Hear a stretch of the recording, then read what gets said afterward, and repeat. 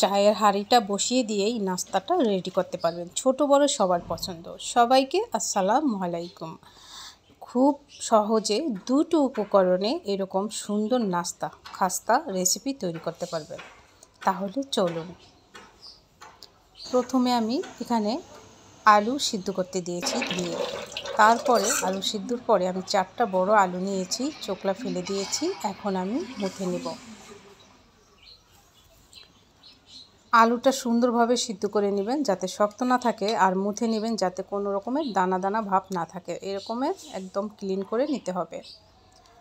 এরপরে আমি এখানে মাত্র একটা উপকরণ দেব, সেটা হলো সামান্য দিচ্ছি এখানে গোলমরিচের গুঁড়া, সাদা গোলমরিচের গুঁড়া। তো একটা উপকরণ হচ্ছে গিয়া কর্নফ্লাওয়ার, 1/4 কাপ কর্নফ্লাওয়ার দিয়ে দিচ্ছি। শুধু এই একটা উপকরণ আর আলু, সামান্য লবণ, সেটা তো দিবেই সব জিনিসে। এখন আমি ভালো করে মুথে নেব, কর্নফ্লাওয়ারের সাথে ভালো করে মিশিয়ে নেব। আর কিছুই দরকার হবে না, কিন্তু এতটা মজার হয়েছে সত্যি। বাচ্চারা এবং ঝটপট নাস্তা চায়ের আড্ডায় বসিয়ে দিতে পারেন। এখন আমি গোল গোল করে কেটে নিব লুচির মতো। ছোট বড় আকারের এখানে পছন্দ অনুযায়ী নিতে পারেন। তো আমি ছোট রকম করে এরকম লুচি কেটে গোল গোল করে নিচ্ছি। প্রতিদিনের মতো যারা আমার চ্যানেলে নতুন এসেছেন, ওয়েলকাম আমার কুকিং চ্যানেলে। আর অবশ্যই ভালো লাগলে, যেখান থেকেই ভালো লাগে রেসিপিটা, অবশ্যই একটি লাইক দিয়ে ভিডিও দেখার জন্য কন্টিনিউ করবেন। বেল নোটিফিকেশন অন করে রাখবেন সাবস্ক্রাইব করে। আর যারা এই পর্যন্ত আমার সঙ্গে আছেন, অনেক অনেক ভালোবাসা তাদের প্রতি রইল। সবগুলো করা হয়ে গেছে। আমার পুরনো চ্যানেল আছে যেটা ব্লগ চ্যানেল, আমি সেখানে ভিডিও দেওয়ার চেষ্টা করব এখন থেকে যতটা পারি। অবশ্যই আপনারা দেখবেন। নামটাও পরিবর্তন করে এখানে আছে আমার কুকিং, আর ওখানে দিয়ে দিব আমার কুকিং ব্লগ। নামটা আগের চ্যানেলের নামটা চেঞ্জ করে শুধু দিব।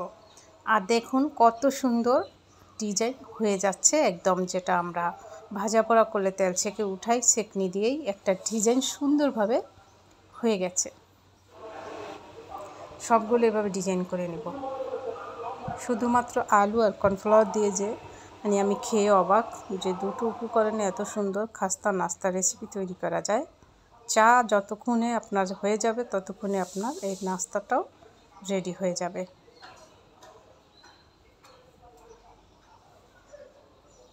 প্রায় হয়ে গেছে। 3টে আলুতে অনেকগুলো নাস্তা, আপনারা অনেকগুলো বানিয়ে ভেজে সংরক্ষণ করেও কিছুদিন খেতে পারেন। এতটা ক্রিস্পি হয়ে গেছে, আর কত সুন্দর দেখতে, খুব সহজ। তাহলে চলুন, আমরা ফ্রাই প্যানটা বসিয়ে দিয়েছি, তেলটা গরম হতেই দিয়ে দিলাম। ঠান্ডা তেলে ছেড়ে দিবেন না, হাই হিটে রাখবেন। এগুলো দেওয়ার সাথে সাথেই চুলাটা যেন হাই হিটেই থাকে। যখন একটা বাদামি কালার আসবে তখন উল্টিয়ে দিবেন, তখনও হাই হিটে রাখবেন। দুপার যখন বাদামি কালার আসবে মিডিয়াম আঁচে রেখে একদম অনেকটা সময় নিয়ে ভেজে নেবেন। ক্রিস্পি হবে, ভেতরটা অসাধারণ।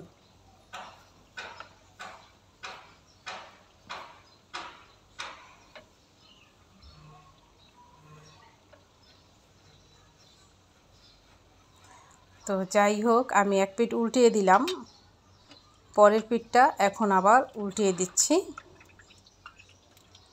উপরের পিঠটা যেরকম হয়েছে এরকম হলেই হবে, এর বেশি দরকার নেই। তো নিচের পিঠটা উল্টিয়ে দিলাম। এখন আবার ওইটা 2 পিঠ একরকম কালার হয়ে গেলে আমি উঠিয়ে নেব। এর থেকে বেশি ভাজা যাবে না। এখন আমি উঠিয়ে নেব। বেশি ভাজলে কালারটাও নষ্ট হয়ে যায়, আর খেতেও অতটাই লাগে না। কতটা ক্রিস্পি শব্দ শুনে আপনারা বুঝে নেবেন।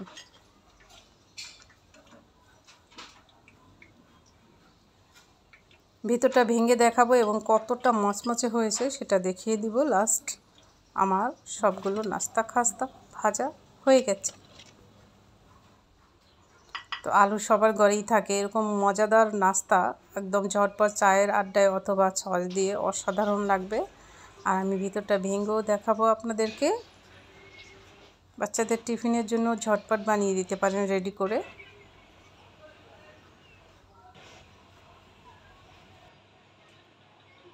শুধুমাত্র আলু আর কর্নফ্লাওয়ার দিয়ে এত সুন্দর মুচমুচে মজাদার নাস্তা হয়, ভাবা যায় সবচাইতে সহজ এবং কম সময় নিয়ে।